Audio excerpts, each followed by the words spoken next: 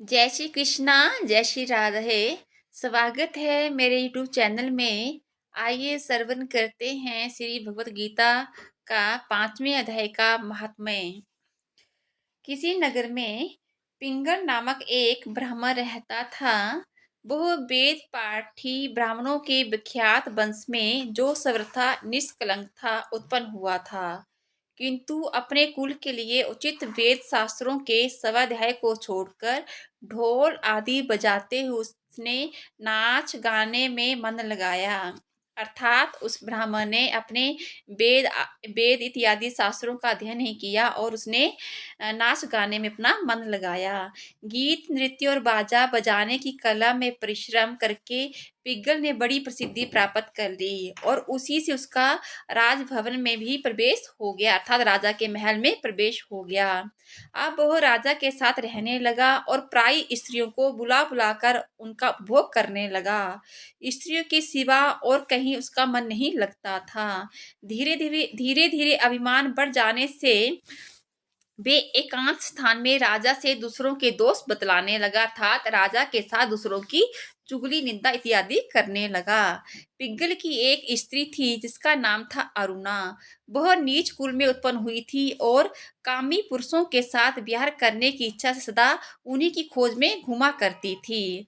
उसने पति को अपने मार्ग का कांटा समझकर एक दिन आधी रात में घर के भीतर ही उसका सिर काटकर मार डाला और उसकी लाश को जमीन में गाड़ दिया। इस प्रकार प्राणों से वियुक्त होने पर वे यमलोक में पहुंचा और भीषण नरकों का उपभोग करके निर्जन वन में गिद्ध हुआ। अरुणा भी रोग से अपने सुंदर शरीर को त्याग कर घोर नरक भोगने के बाद उसी वन में सूखी हुई। एक दिन वह दाना चुगने की इच्छा से इधर उधर घूम रही थी। इतने में ही उस गिद्ध ने पूर्व जन्म के बैर का स्मरण करके, अर्थात पूर्व जन्म के बैर को याद करके उसे अपने तीखे नखों से फाड़ डाला। सूकी घायल होकर पानी से भरी हुई मनुष्य की खोपड़ी में गिरी, अर्थात मनुष्य की जो मटकत उसमें गिर गई। गिदहा पुनः उसकी ओर झपटा। इतने में ही जाल फैलाने वाले बहेलियों ने उसे भी बाणों का निशाना बनाया। उसकी पूर्व जन्म की पत्नी सूकी उसी खोपड़ी के जल में डूबकर प्राण त्याग चुकी थी। फिर वो क्रूर पक्षी भी उसी में गिरकर डूब गया। तब यमराज के दूत उन दोनों को यमराज के लोक में ले गए। वहां अपने पूर्वकृत पाप कर्म को याद करके दोनों ही भयभीत हो रहे थे। यमराज ने जब उनके कर्मों पर दृष्टिपात किया था तो उनके कर्मों को देखा। तब उन्हें मालूम हुआ कि मृत्यु के समय खोपड़ी के जल में स्नान करने से इन दोनों का पाप नष्ट हो चुका है। तब उन्होंने उन दोनों को मनोवांछित लोक में जाने की आज्ञा दी। यह सुनकर अपने पाप को याद करते हुए वे दोनों बड़े हैरान में पड़े और पास जाकर धर्मराज के चरणों में प्रणाम करके पूछने लगे, भगवान, हम दोनों ने पूर्व जन्म में अत्यंत घृणित अर्थात बहुत ही गलत और पाप किए हैं, अर्थात बहुत गंदे हमारे कर्म रहे हैं।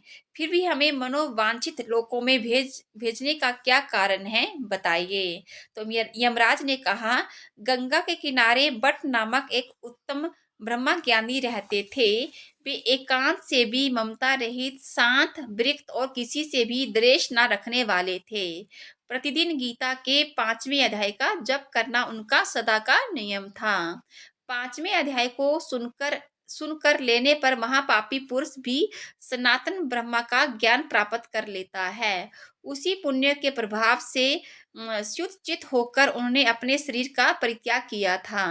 गीता के पाठ से जिनका शरीर निर्मल हो गया था, जो आत्म ज्ञान प्राप्त कर चुके थे, उन्हीं महात्मा की खोपड़ी का जल पाकर तुम दोनों पवित्र हो गए हो।